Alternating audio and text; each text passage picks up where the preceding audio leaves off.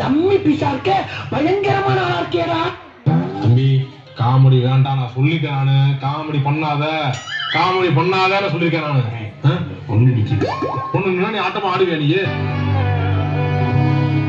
நாடின் நன்மகனே பொன்மகனே முத்தாயவனே